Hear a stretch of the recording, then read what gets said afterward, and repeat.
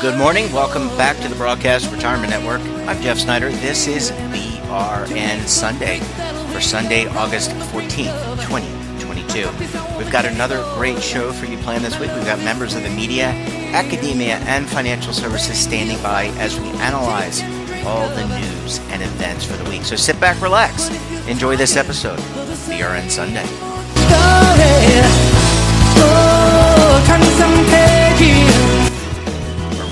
Off and look at what is happening. Here joining us on the line, she is the healthcare editor for Business Insider. She's also the editor of Dispensed, a daily newsletter that dispenses a daily dose of healthcare news on Business Insider's platform. Miss Lydia Ramsey Flanzer. Lydia, so great to talk to you. Thanks so much for joining us on the program this morning. Yeah, of course. Okay, so there's lots going on in the healthcare industry. Last time we had you back in July, you talked about some of the biotechs and maybe there were some venture challenges with some venture money and where was that going. But let's, one thing that you've always done a great job for our network and for Dispensed is talking about infectious diseases. And since coronavirus, it's kind of, I guess, in the endemic phase, but infectious, it's soon to be replaced by, I guess, polio and some other infectious diseases. So what's the latest there? Let's hope not. The big news coming out of New York this morning is that polio virus has been found in wastewater. That kind of suggests to officials that it's spreading around the city. And that's a really big deal because we haven't had polio in the U.S. since the 70s. So this is a virus that, I know my great aunt was vaccinated against and some other folks, but I haven't been vaccinated against polio. A lot of folks haven't who were born once it got kind of knocked out of the U.S.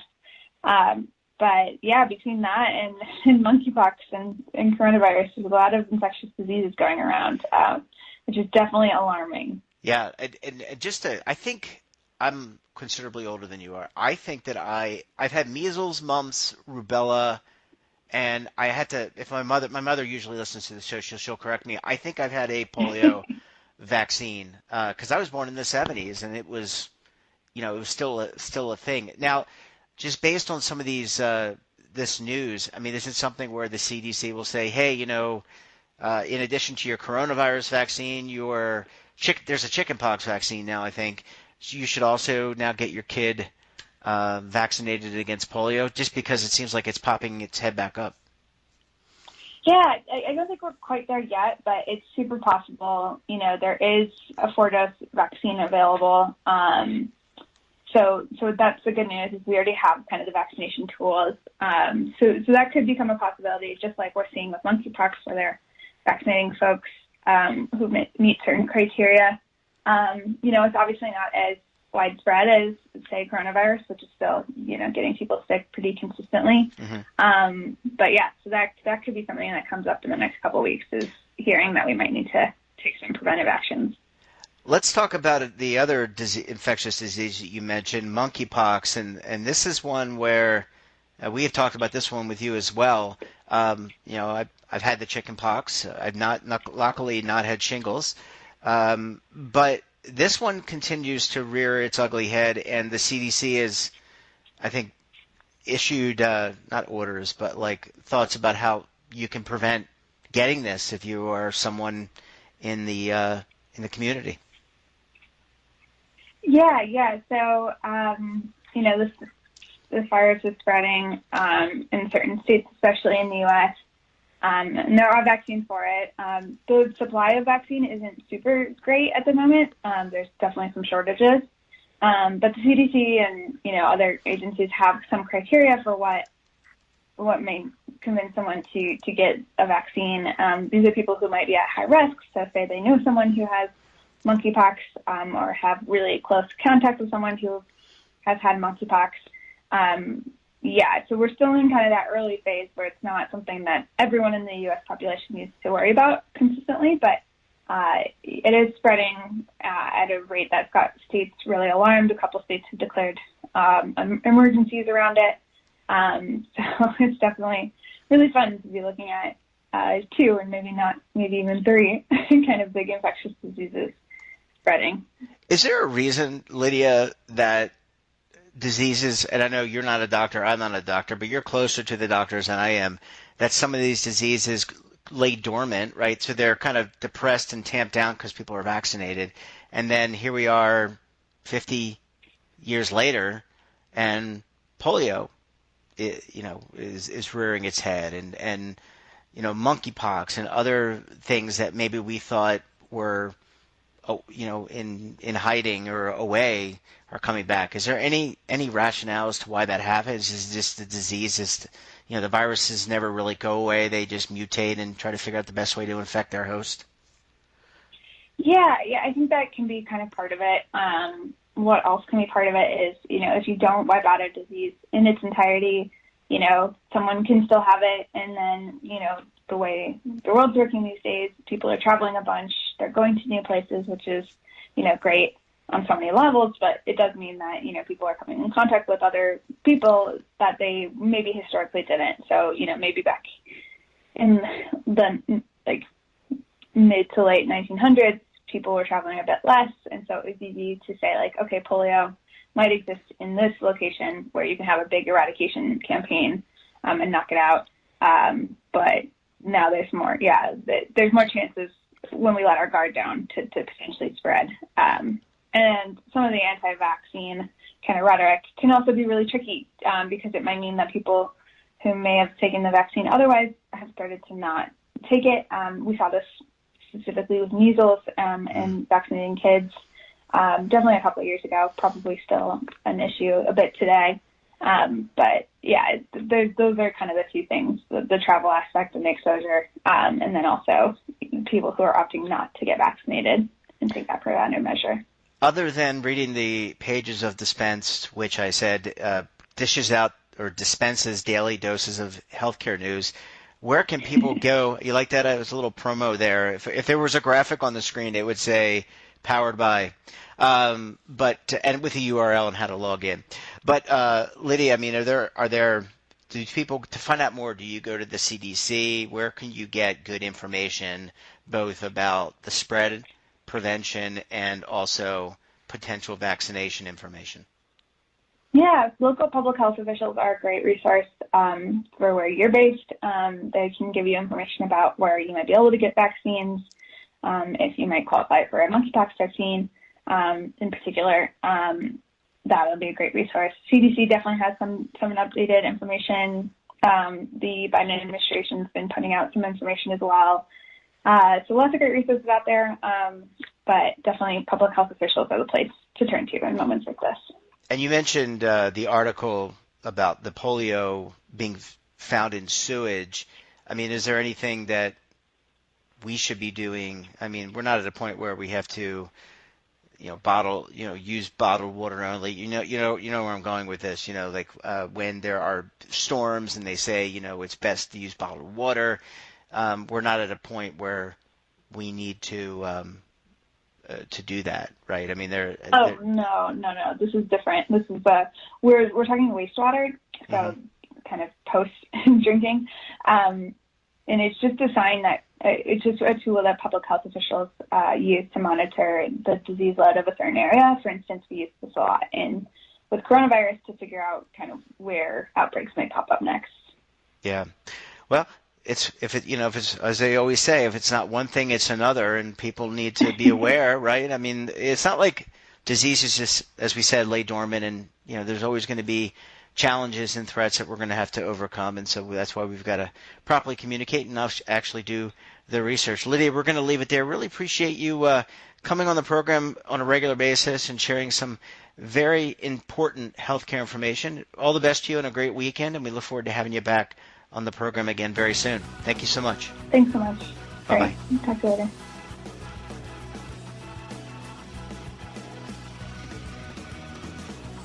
Welcome. Welcome back. Now we're going to close out the show with a look at technology and consumer products. Joining us on the line, he is the managing editor for TheStreet.com, Daniel Klein. Dan, thanks so much for joining us on the program this morning. Good morning, Jeff. How are you? I'm doing quite well, and I know that you are traveling, so we appreciate you taking a little bit of time away from your personal travels to join us on the program this morning. I am happy to be here. Not a problem at all.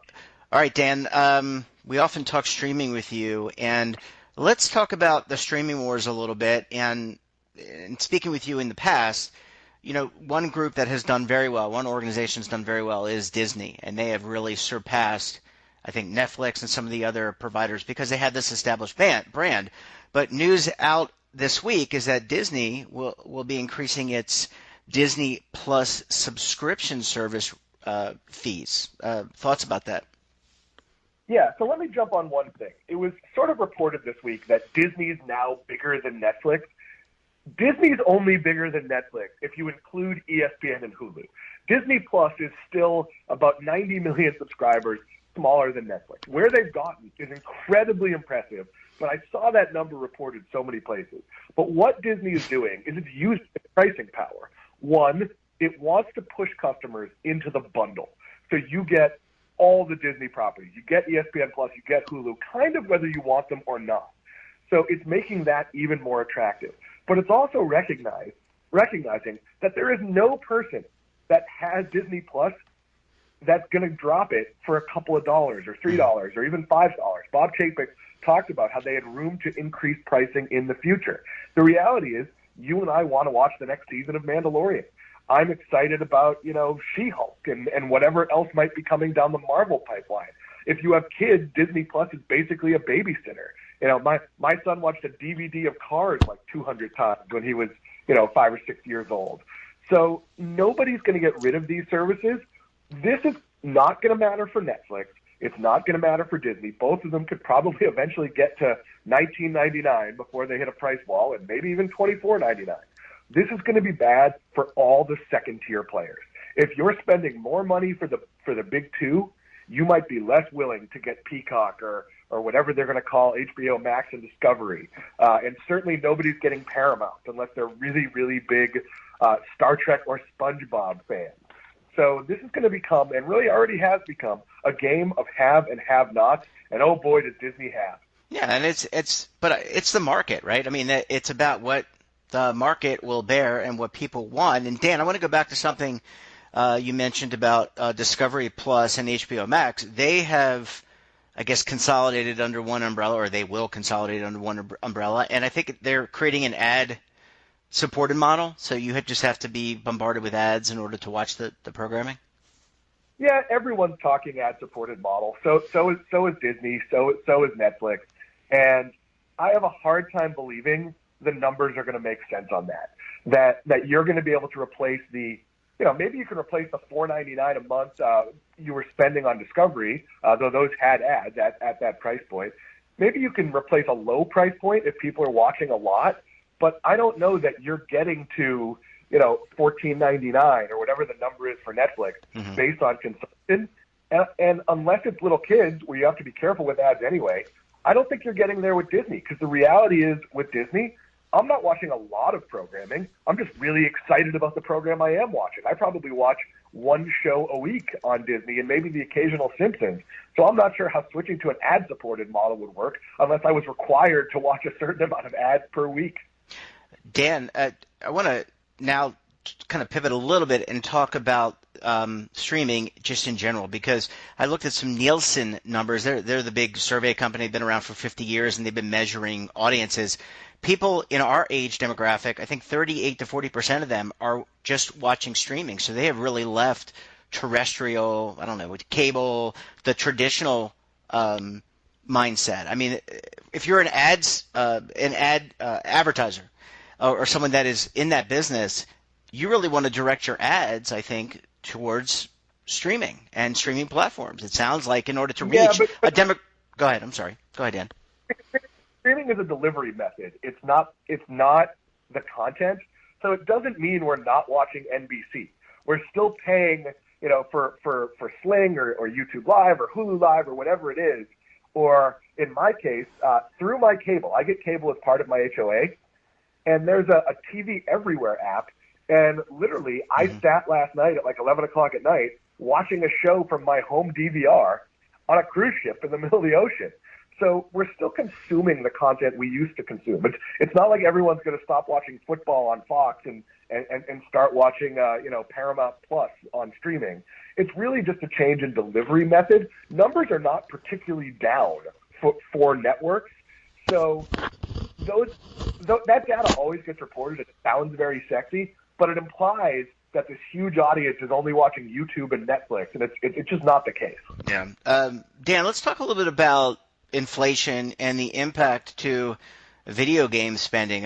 Several video game manufacturers or programmers, software developers, however you want to defer, the Activisions, the Blizzards of the world, reported declining earnings, and I get the sense that people are going back to work. I think people are still playing video games. Maybe they're comfortable with that old version of Call of Duty.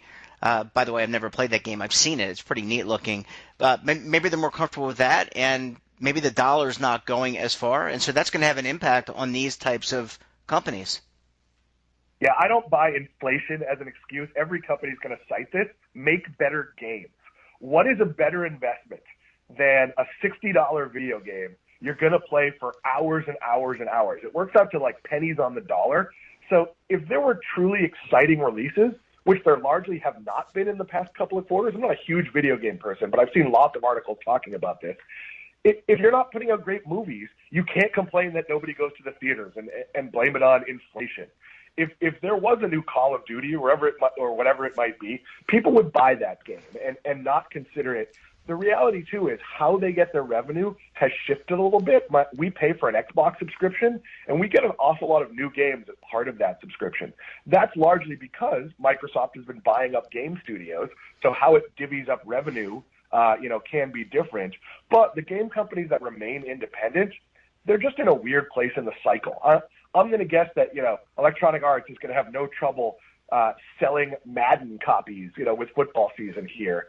Put out the right games, and it'll be fine. But when you're not managing well, when your product cycle isn't great, well, are you going to say, hey, I'm sort of incompetent and our release schedule wasn't great? And yeah, we're being hit a little bit by the fact that people can leave their houses now, so maybe they don't need quite as many games. That I might believe.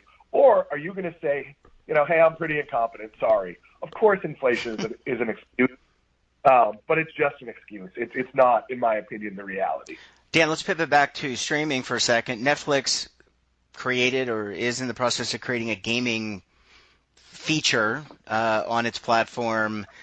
How does this earnings number that we just talked about, how does that impact the Netflix, which is always looking for ways to create content and get you on their platform? Is this a warning sign, like you better create some good games for people or offer good games? What does this mean? There have been a lot of warning signs. Netflix should not be in the gaming space. Apple should not be in the gaming space. At least with Apple, you can argue that they're selling these pervasive bundles where you end up getting Apple gaming as part of it. But Netflix somehow thinks that games are going to make their products stickier. You know what makes their products stickier? Make good television shows and movies. Stop throwing $300 million at The Rock and Ryan Reynolds for some movie nobody wants to watch. Make good movies. This whole game idea, gaming is really hard. You need not just good IP, you also need really excellent games. And name a game that's come from Apple or Netflix. It simply hasn't happened, and I don't see it as likely to happen. So you're really in a situation where why are they throwing good money after bad? It seems sexy. It's great on the report to be like, oh, we're going to gaming. It's going to make our product stickier. It's not going to make it stickier if no one wants to play them. And I have Netflix. I can honestly tell you I've never looked once at Netflix games or Amazon's games or any of these other companies that keep deciding they have to make games. Let the games companies make the games. Well, they clearly have the advantage in terms of knowing what people like. Dan, do you think people are just tired of looking at the screen? I mean, I can tell you personally, I've been using computers for the majority of my life, 40 years plus, from the TI 99-4A, which you probably remember, through the Apple to what we have now. Are we just overwhelmed and just tired of looking at small screens and large screens? I think there might be phone fatigue, though that's not something I see with my son's generation. But I sort of separate my screens. Like, yeah, I have my phone in my hand a lot. I'm on a computer all day. But I don't really think of my 65-inch television as the same thing. Yeah. When I don't know too many people of our generation, and we're not that far off, we're about the same age. I don't know too many people of our generation who at the end of the day, when dinner's put away, you're settling down for the night, don't watch some television. Like that's what people do. And I don't think we're going to have fatigue on that.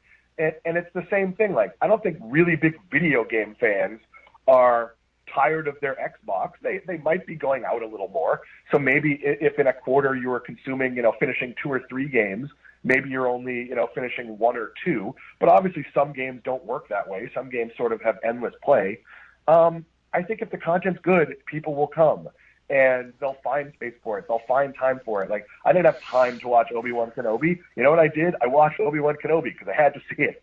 Yeah. Well, you're right. It's just I'm interested also in learning about the long-term effects of wearing or watching these things and the blue light. I know there have been some studies. I'm really interested to see how people like us going forward, what our eye and vision is going to be 10, 15 years from now. Dan, we're going to have to leave it there. Really appreciate you stopping by as usual. Enjoy the rest of your weekend. Have a safe trip, and we look forward to having you back on the program again very soon, my friend.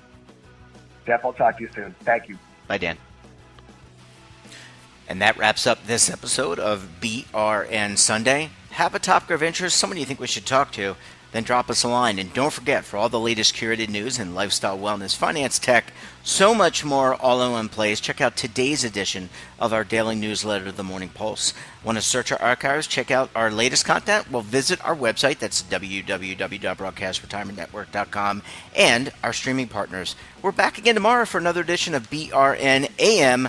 Until then, I'm Jeff Snyder. Stay safe, keep on saving, and don't forget, roll with the changes.